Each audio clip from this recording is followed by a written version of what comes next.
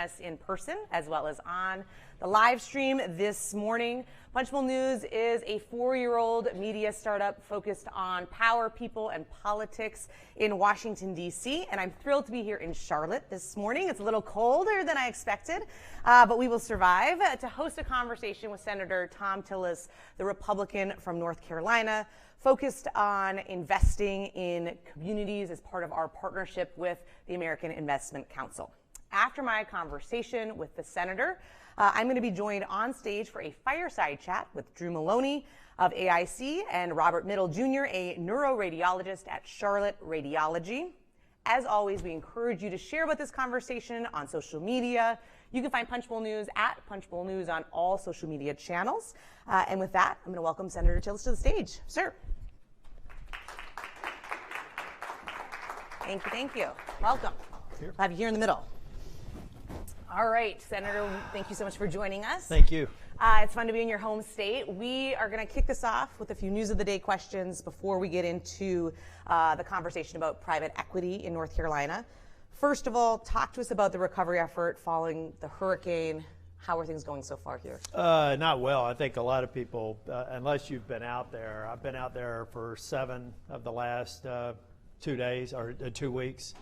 And the extent is just hard. The depth and breadth of the damage is just very difficult to understand unless you're out there. I mean, imagine having a dozen major river basins flooded with 20 to 30 inches of water all at the same time.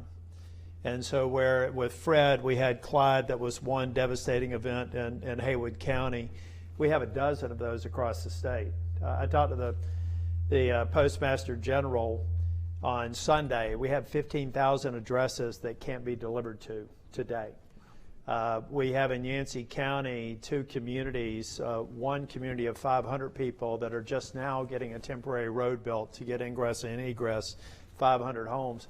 Another community, 150 homes that may not be without power until the spring unless we can convince the Forest Service to run a power line from Tennessee to this community. There are dozens of those examples. It's going to take tens of billions of dollars to recover, and I think that some of the communities on the brink of never coming back. So we've got to get out there and fight. In a word, it's really bad. And you think the government's going to do an emergency package here at the end of the year? Yeah, we have to. You know, we know that we've SBA. You know, this is not a very difficult job to do on 8 good hours of sleep. It's pretty easy to figure out and pass as prologue. We should not have even been having a discussion about going back and plussing up SBA. We knew that we were going to run out of money. Now we have. Right. And I was trying to explain to my colleagues who've said it's only 3 weeks, we can come back. You go tell that to people who may be without power for the next 3 or 4 months. 3 weeks seems like a lot longer time to kind of figure out where they're going to be if you're not in the warm confines of a place that wasn't affected by a storm. So I think we've just got to, be unapologetic, charge in there, plus up the disaster relief funding, the recovery funding, and the Small Business Administration. Mm-hmm. What a lot of people don't realize is that when you go, Small Business Administration is just out of money. When you go into some of the FEMA accounts, you can say as a FEMA administrator that I have money to deal with the individual needs funding, but what they're not, and they will say, but we're going to have to delay payments. What people need to understand, delaying payments is not for individual assistance, but major projects for resiliency and rebuilding that you're just delaying payment on. So it's sort of robbing Peter to pay Paul that we have to let effort. We've got to walk, chew gum, run all at the same time. All right, we normally are very focused on what's happening inside the Capitol, and one of those big things is the Senate GOP leadership race. You've been pretty outspoken. Yesterday you sent a Dear Colleague letter calling into question some of the demands from conservatives that would weaken the leader position.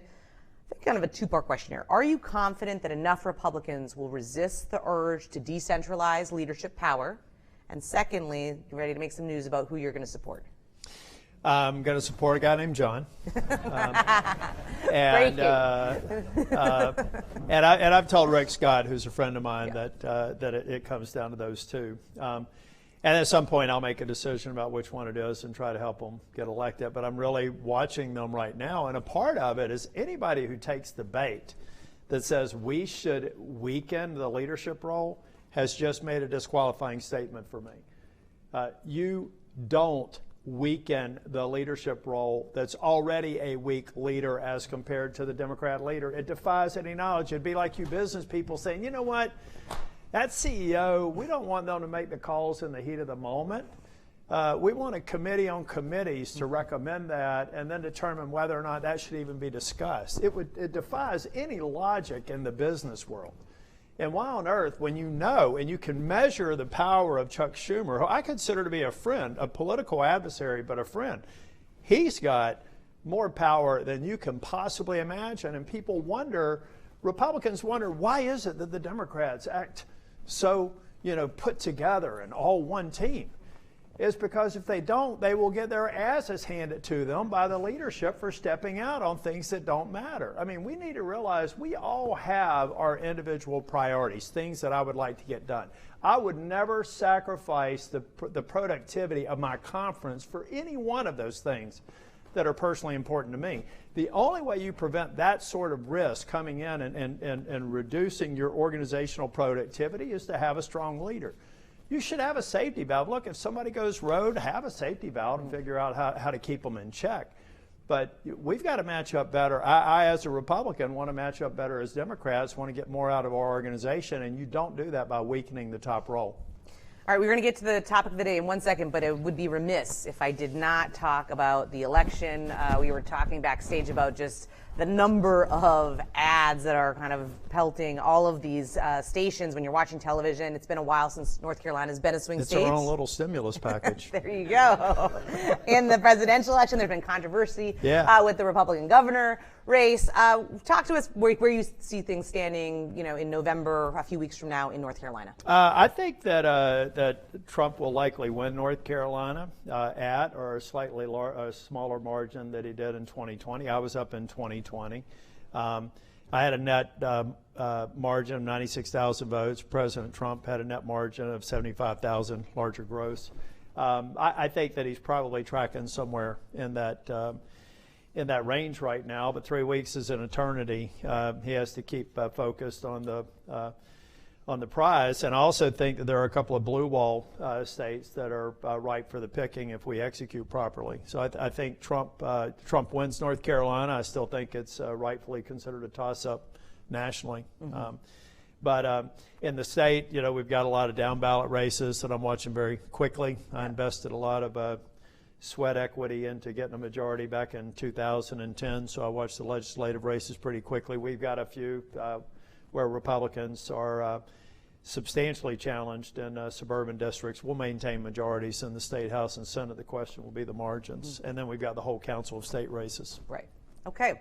Well, we are here because this is part of our series on investing in our communities with the American Investment Council. Let's talk about that. North Carolina is a top state for private equity investment. How have you seen that play out in the state over the past 5 or 10 years?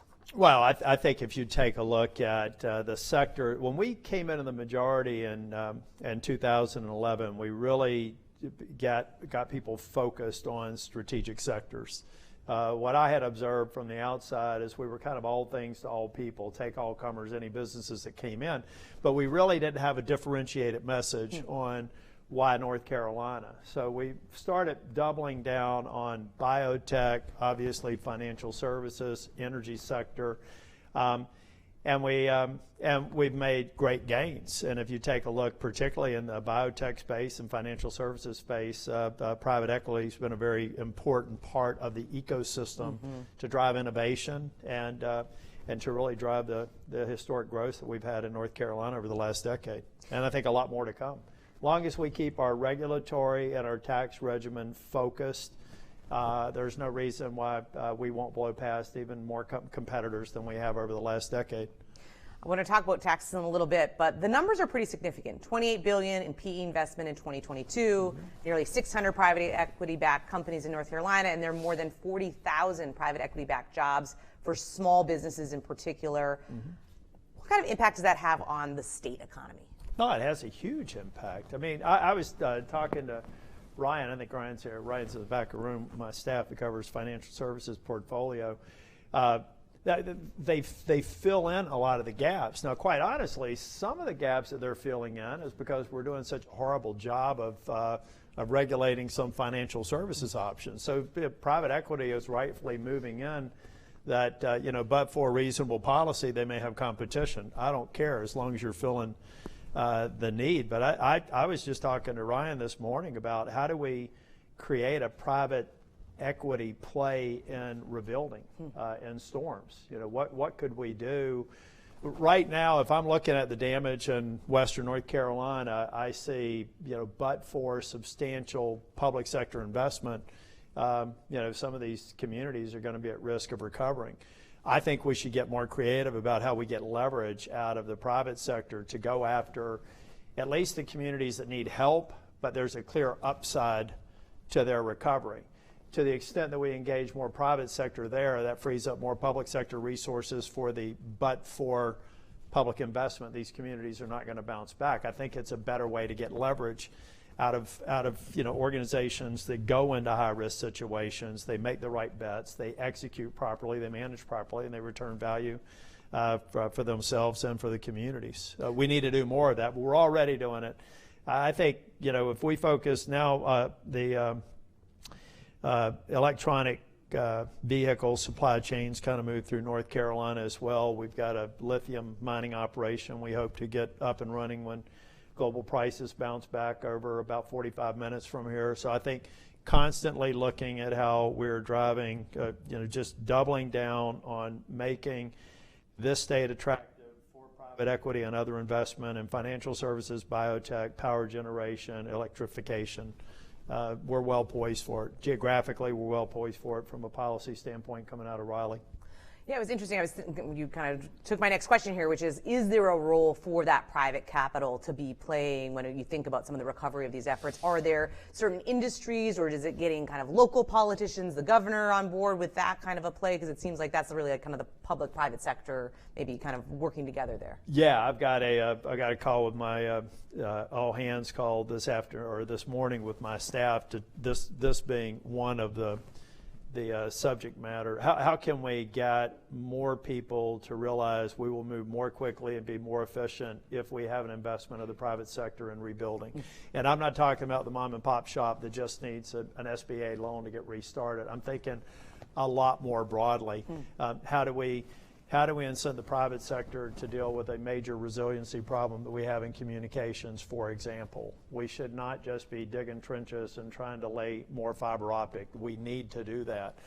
But we clearly need a space-based option or non-terrestrial-based option, space the only option right now, for communications platform resiliency. You can still go out in North Carolina and Western North Carolina, and you can't use a credit card in many places because they don't even have basic linkage for credit card processing. So how do we go back and say, go to the business community and say, what part of this would interest you?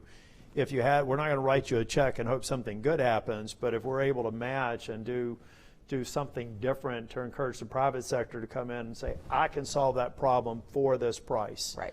And we look at it and think of the government solution being a price this big, they'll do it for a price that big, and I don't care what kind of return they get as long as it's faster and lower cost than the government solution. Right. One of the areas we've spoken with a lot of governors is part of this project and this kind of going to different places is the idea of innovation and how oftentimes private equity can help with that, the innovation economy. You have a tech sector. You mentioned biotech in North Carolina. What have you seen work when it comes to innovation in North Carolina in particular? Well, to me, I'd like to see more innovation in government. That's the one thing that I'm looking at some folks that I worked with back when I was in the State House. I really wish that we could find ways to get the whole of government to be more efficient. I was a partner at PricewaterhouseCoopers, and when we were doing large projects back in the 90s, we just termed it as your mess for less. We would go into a business and say, here's your top line cost for IT. Here's your current service levels. We will do it for substantially less than that and maintain or improve service levels. Do you want to do a contract with us? Boy, I'd like to see that kind of focus on the whole of government to get it to be more innovative. I think for the most part, private sector is going to be as innovative as they need to be the winner. What we have to do is make sure that government's not standing in the way. And then I was telling, I have to tell you, I don't want to run out of time. Number one, I always dress casually, but today I want to let y'all know I brought my grandkids with me because I was at charter school this morning with my granddaughter having goodies with grands. But I think that we need to, with respect to innovation, it's like how do we just provide the minimum amount necessary and reduce the obstacles to innovating. The biggest problem we have now is no good deed goes unpunished. When somebody innovates, you want to regulate them. You saw that with AI. You know, you have this mentality. It was amazing. As somebody who spent my entire career in technology, how we had, when AI came on the scene, ChatGPT came out, greatest innovation, and large language models, not just ChatGPT, but the whole ecosystem that's come out of there. And now we have people say, well, we got to slow this down. And what was notable is some of the most vocal or the loudest voices in that argument were technology companies that needed to catch up. So I'm kind of wondering, we need to slow this down for about 6 months. I said, it sounds like you've got about a 6-month window before you've reached parity with ChatGPT. But that's just an example. I think government, instead of, what we need to do is not stifle innovation. Arguably, maybe we can stimulate it, but our biggest challenge is to prevent government from overreaching and stifling innovation, getting it out of the way. Holding you guys accountable, but not trying to think that the folks in Washington are really, technical computer scientists who kind of know how to kind of bend innovation to its liking. One other issue that's come up is the idea of the education pipeline, making sure that there's a ready workforce as more investment comes into a state like North Carolina.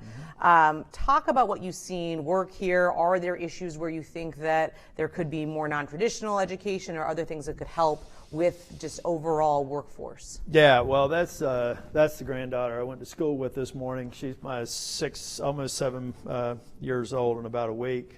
I asked her what she wanted to do when she grew up as we were riding into school. She said, I want to invent a time machine so I can travel back in time.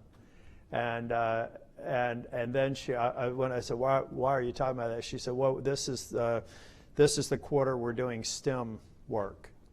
So good news. I mean, we got science, technology, engineering, math. I got a 7-year-old or almost 7-year-old granddaughter that's thinking that way.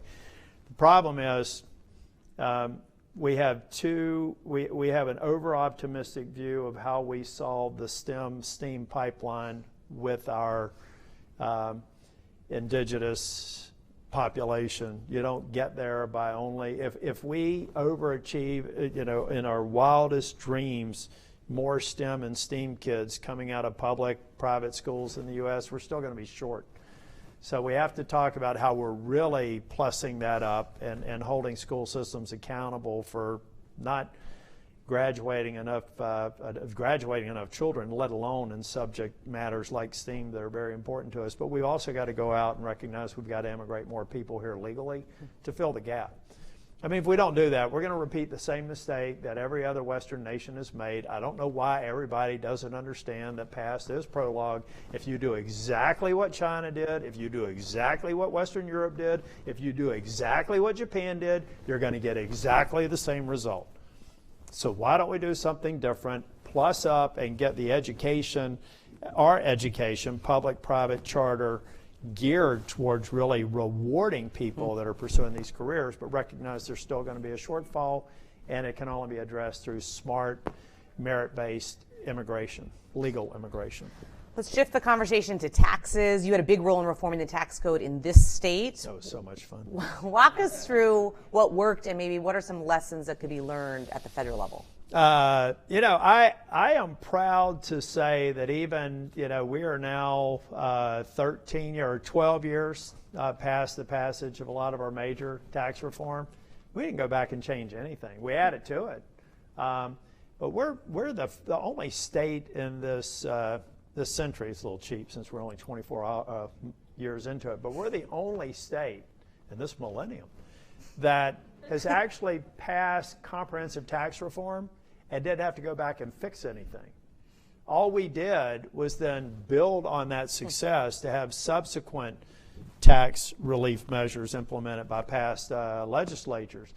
I think the federal government, the problem we have in our discussion, we're going to have the big tax package. You know, if Republicans sweep D.C., then we will use reconciliation to extend most of what was in the Jobs and Tax Cuts Act. We've got to figure out pay-fors and all that stuff. But in many respects, we're just trying to make the best of a bad situation. It would be great if we could do true, you know, big R tax reform that involved broadening the base, lowering the rate, getting rid of irrational exceptions and exemptions like we did in the state, and then have a triggering mechanism that's forward-looking. So what we did in North Carolina that was a bit different, and I had a lot of people looking at me like I had a horn growing out of my head when I first proposed it as speaker. They said, we don't know if we're going to get the revenue from this. I said, great. Then let's just create tranches where we have these tax cuts here, but prospective, we go ahead and implement the tax cuts if we hit certain audited revenues in the state general fund. And if we do, then those next tax cuts automatically kick in. Doesn't take another vote. It created that ratchet. It wouldn't go. It created a momentum that's really sustained itself to this day. Just about every session we're coming back trying to figure out how to tweak taxes. But we did broaden the base. We lowered the rate. I got a lot of friends mad at me for getting rid of, you know, putting a cap on the mortgage interest deduction. I'm married to a broker. I had all the realtors, you know, funding my opponent because they were mad at me for doing that. I don't care. I mean, if we're going to implement it, you got to take the political shots and come up with a rational, sustainable taxation system that's moderate. And I think North Carolina's done it about as well as any other state. And the proof's in the pudding. I mean, folks, if you were looking at North Carolina 10 years ago, you weren't seeing it in the top quartile for many business measures that I track. And now you see them consistently in the top quartile and the top decile almost consistently for the last 5 to 7 years. That's not an accident. That was a result of very good, sustained, focused work on the part of the past and current General Assembly. And the federal government can learn from that. So we're almost out of time, but I want to get to two things, which is, one, reconciliation's a lot to bite off, even if you do have all three branches, to say the least. But it might be divided government. Talk about the one or two priorities for you that are must-dos in this tax package. The tax package, I believe we should implement. We've got to do some work on GILTI tax. We could, you know, we're going to have a discussion about the corporate rate. I think that Harris is way off base. If you want to make us globally non-competitive, then implement Harris's 28% corporate tax rate. The money's just going to go where it flows to. And you know, I believe patriotism. I believe economic patriotism only counts when all other things are equal, right? When all other things are equal, then, you know, vote for your country team. But if we create an unlevel, or if we create an unworkable tax burden for corporations in the U.S., I would think less of them if they don't choose to go somewhere else. These are business people. They're not public servants. They have a fiduciary responsibility to return value to their investors. And we need to be careful to not increase tax burdens.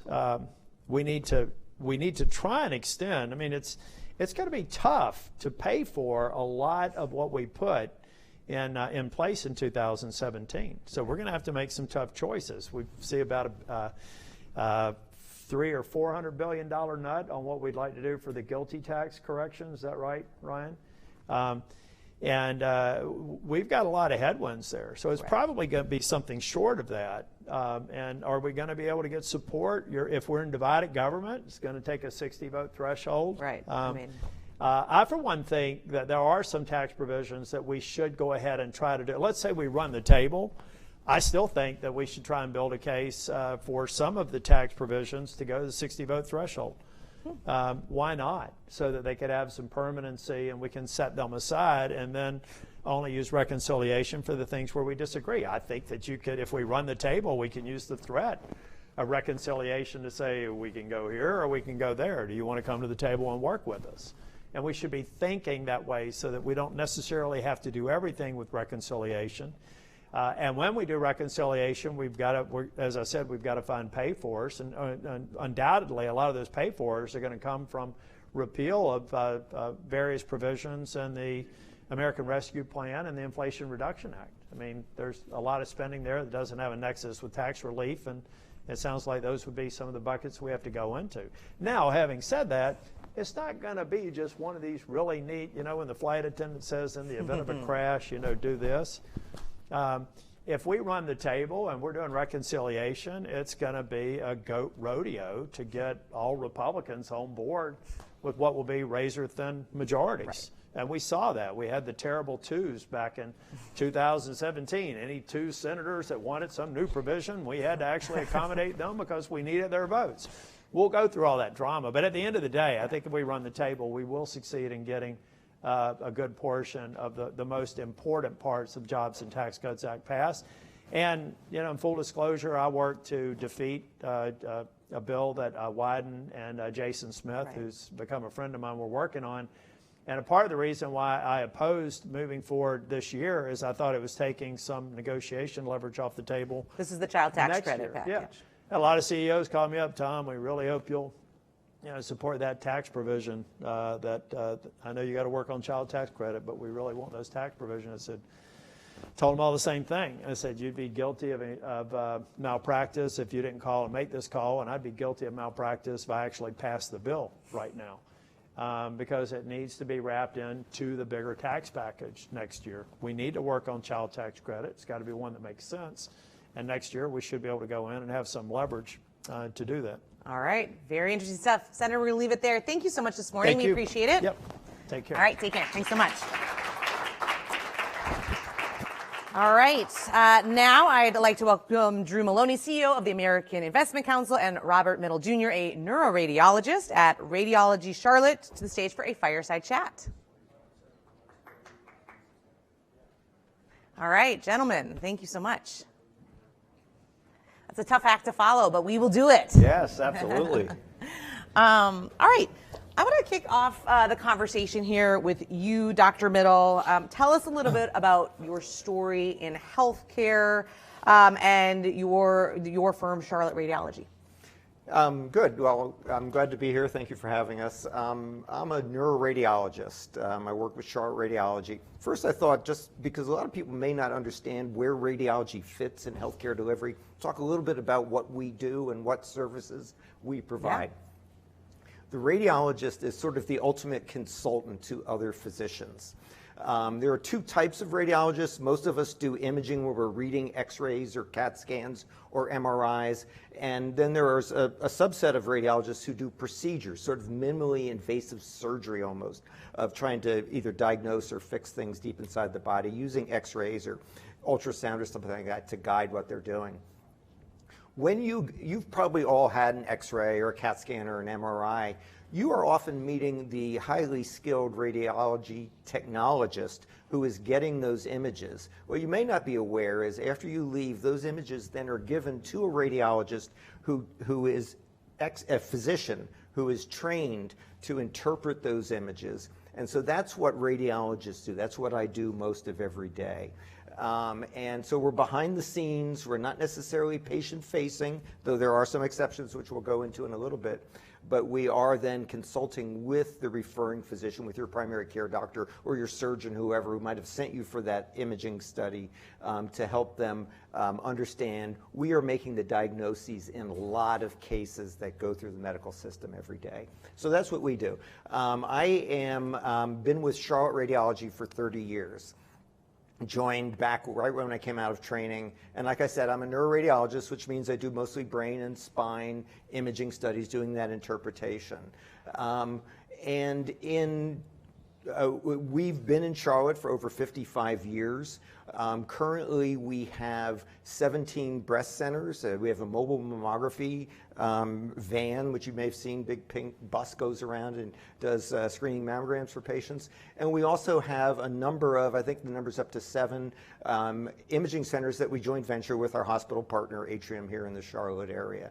We provide care to, we do over 1.5 million exams a year. That's a lot of studies. We employ over 100 physicians. We also have a number of advanced care practitioners, such as PAs and nurse practitioners, who help us with some of our procedures, and we employ 500 people here in Charlotte.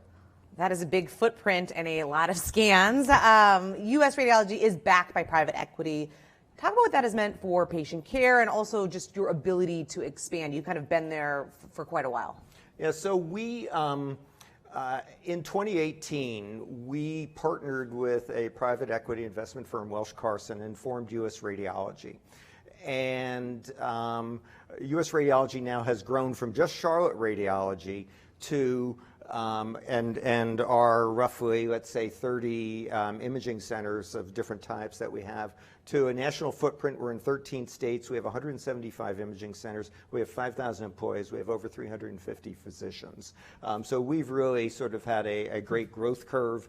And again, most of our imaging centers are low-cost imaging centers, which provide access to patients at a low price point, easy to get to, freestanding, not going into a hospital trying to navigate and that sort of thing. Our partnership with private equity has allowed us to gain capital and expertise to grow and continue to expand that access, that low-cost option for patients. And so Charlotte is one of the fastest growing metropolitan areas in the country. And so since we've formed U.S. Radiology and had our investment partner join us, we've opened 3 new mammography centers and 2 new of these joint venture centers to keep up with the growth, to continue to provide the access to patients that we need to do. We have also, what a private equity partner brings to a physician group is capital and expertise. And so the capital I've talked about to help us continue to grow this very capital intensive imaging center, mammography center sort of business. But also the expertise is an increasingly important thing that is needed to help physicians navigate the world. Back when Charlotte Radiology was performed, you had a very small back office. There weren't a lot of rules and regulations that you had to deal with. Now you've got compliance and credentialing and billing and collections and IT sophistication and cybersecurity concerns, and the list just keeps going on and on. And there's also a trend for those coming out of training, physicians coming out of training. Doctors just want to be doctors. It's not like the last generation or two where you took care of patients all day and then you managed your practice in your free time. There's more of a healthy emphasis on work-life balance. And so physicians coming out of training especially are looking to just practice medicine, not have to worry about the management. So the expertise brought to bear in managing and running a practice allows us to recruit and retain radiologists who are attracted by the opportunity to focus on clinical care. And so that has helped us navigate a physician shortage. Every specialty you've probably read about, there's a shortage of physicians. It's especially acute in radiology because the number of scans being done is growing much faster than the number of people who are being trained in radiology. So it's key for us to be able to recruit and retain. Now, when I talked about how you go through getting your scan, you also meet the radiology technologist, a highly skilled non-physician staff member who has been trained to perform that exam. There's also a shortage of radiology technologists. And so what U.S. Radiology and the management expertise they brought to bear and the experience has allowed us to establish is a Technologist Advancement Academy. And we offer this free to our existing hired staff if they want to go beyond their current level of training. A lot of people start out by being trained in basic X-ray. Well, now we offer career advancement free within our organization to these technologists to get certification for more advanced examinations like CT and MR. And that allows us to deal with a severe shortage of advanced technologists as well. So our partnership with private equity has given us the capital to expand, give us the expertise to manage our practices, navigate the shortage of physicians, and navigate the shortage of technologists. Great. Drew, I want to bring you into the conversation. We are in Charlotte, North Carolina. Can you talk about private equity investment in the state, particularly as results with small businesses? Yeah. Well, Anna, it's great to be back in North Carolina. And I think as Senator Tillis just said, this is a great place to invest. North Carolina is now the 9th largest recipient of private equity dollars in the country. There are 600 businesses backed by private equity in the state. About 85% of those businesses are small. 375,000 employees that are backed by private equity businesses. And as the senator said, there are great pockets of investment around the state. And whether it's biomedical research and Research Triangle, it's the financial services sector, it's the energy sector, it's small businesses and services companies. They're all in need of capital, and that's what private equity does. And I think what's really been important, and as we talked to Dr. Middle about Charlotte Radiology, is private equity is really a partnership with these businesses. We help provide the capital, and as Dr. Middle said, this is a hugely capitally intensive business that needs to keep up with technology, that, and I'm sure you'll talk about this, that needs to work with AI to keep up with whatever the demands of the new world are. And that capital was provided by us, and we work side by side with people like Dr. Middle who have this idea and say, I have an idea to make U.S. radiology and create this business that can reach more people, do more mammography screenings, have mobile units, really be patient-facing, and just partner and get the capital that they need from the private equity firms. Dr. Middle, private equity in healthcare has been in the news a lot lately. What's your perspective on the investment in this sector and, and some of the coverage? Yeah, no, there's an unfortunate narrative, which is unfair and inaccurate, about the effects of private equity investment in healthcare. It's presumed, without looking at the data, that it's bad for patients, has negative impact on physicians, it hurts quality, it prevents community or drives down community engagement. So in our own world, let's look at the actual data. Patient satisfaction ratings across U.S. radiology are 97%. In Charlotte Radiology in particular, 98% satisfied. That is the envy of any healthcare entity. You just don't see that. Physicians, I talked about the physician shortage. The American College of Radiology has looked at the rate of turnover in practices of all types across the country, academic, hospital-based, private practice, et cetera. Our turnover rate is half of the average across the country because we provide a culture, competitive compensation, a technology-driven environment that you want to work in. So we are able to not only attract new hires, but retain them. Quality. That is usually the thing that is held against private equity in medicine. Well, let's look at the data. Screening mammography. Women should come after a certain age every year for a screening mammogram to look for early breast cancer. You get 2 views of each breast, go home a couple days later. Most people get a letter saying you're fine.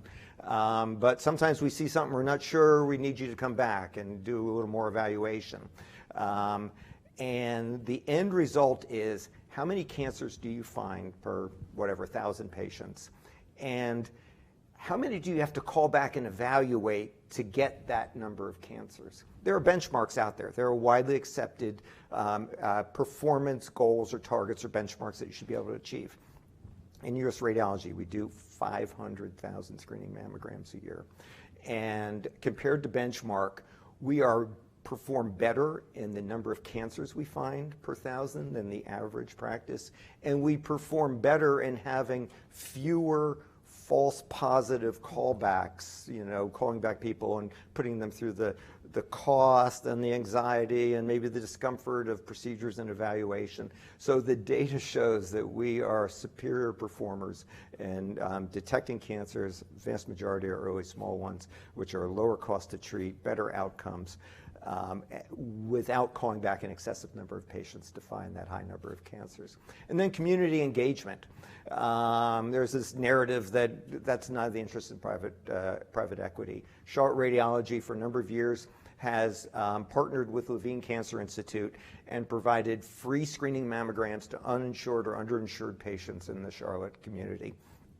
These are often patients who've never had a screening mammogram, or they haven't had one for years. We find a number of cancers, a higher rate of cancers in this underserved population. This is done free of charge. You may have seen our big pink bus. We bring it around to areas of community so it's easy for people to come in and get these things done. This has been supported and grown with our private equity partner. It is part of our mission, which they embrace. And so, again, looking back at the narrative, private equity is bad for patients, doctors, quality, engagement. The reality is the opposite. Drew, I want to shift gears a little bit. We spoke with Senator Tillis about the big agenda item for next year, right? No matter who wins in a few weeks is going to be tax reform. We heard about his ideas, kind of what he learned from his kind of time at the North Carolina state level. What are your thoughts when it comes to the upcoming tax debate? Look, I think the points he raised were accurate. Lawmakers have to consider policies that encourage investment, innovation, and economic growth. And what we have to steer away from is any sort of punitive tax policies that discourage people like Dr. Middle or small businesses throughout the country from investing dollars and being able to grow those businesses, because these punitive policies and just picking winners and losers out there will, at the end of the day, only hurt economic growth, only hurt small businesses, and obviously hurt the employees that work there. And I think that's what they need to focus on as they go into tax policy. Companies need certainty to plan, and I think the next year to 2 years, we'll see how that certainty shakes out. It's going to be a very interesting time in Washington, that's for sure. Gentlemen, we are almost out of time, but before I let you go, I want to do a quick fire. We have a lot of folks here from North Carolina, as well as those on the live stream in Washington. What's the one takeaway you hope they have from our conversation today? I'll start with you, and Drew, you can have the last word. Private equity investment in healthcare has many positives. I'm going to digress on one side. Everyone wants to know about artificial intelligence in radiology. 10 years ago, they said physicians were going to be replaced by, radiologists were going to be replaced by artificial intelligence. Well, it turns out that was hype, that was overblown.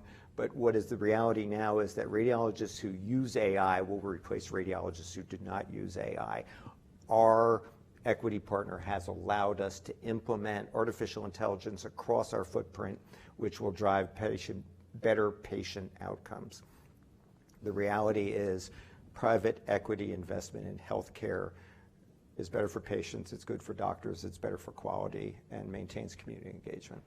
All right, Drew. Anna, I think Dr. Middle's message is right on. Private equity partners with businesses like Charlotte Radiology to improve lives and improve the community they work in. And that's as simple as it is. All right, gentlemen, we're going to leave it there. Thank you all so much for joining us this morning. A big thank you to Senator Thom Tillis and his team for making it possible in such a busy time in the state. And a big thank you to the American Investment Council for making conversations like this possible. Have a great day and stay safe, everybody. Okay, thank you.